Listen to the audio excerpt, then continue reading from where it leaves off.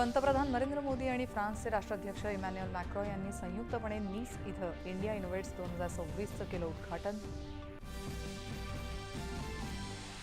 भारत इनोव्हेट्स हा भारतातील तरुण बुद्धिमत्ता आणि कौशल्य तसंच युरोपीय भांडवल यांच्यातला मजबूत पूल। भारत इनोव्हेट्समध्ये पंतप्रधानांचं प्रतिपादन। पंतप्रधान मोदी आणि फ्रान्सचे अध्यक्ष इमॅन्युएल मॅक्रो यांच्यात द्विपक्षीय चर्चा।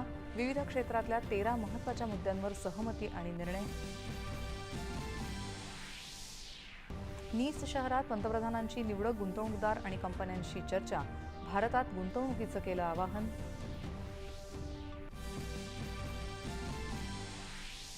तृणमूल काँग्रेसच्या 20 बंडखोर खासदारांचा त्रिपुराच्या नॅशनलिस्ट सिटीझन्स पार्टीमध्ये विलीन होण्याचा निर्णय।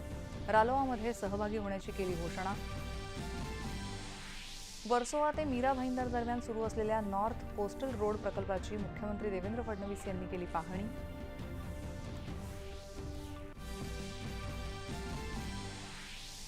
100वे मराठी साहित्य संमेलन पुण्यात सावित्रीबाई फुले विद्यापीठात 28 ते 31 जानेवारी 2027 मध्ये होणार।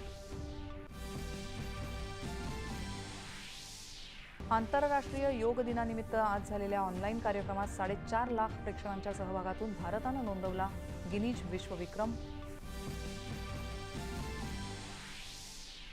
महिला विश्वचषक T20 क्रिकेट स्पर्धेच्या पहिल्या सामन्यात भारताचं पाकिस्तानसमोर 171 धावांचं आव्हान।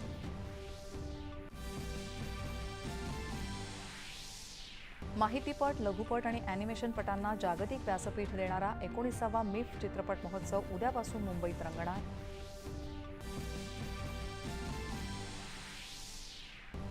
आणि सोलापूर जिल्ह्यात म्हसवड पंढरपूर मार्गावर गाडी विहिरीत कोसळून झालेल्या अपघातात 8 जणांचा मृत्यू, 7 जणांना वाचवण्यात यश। नमस्कार, 9:30च्या बातमीपत्रात मी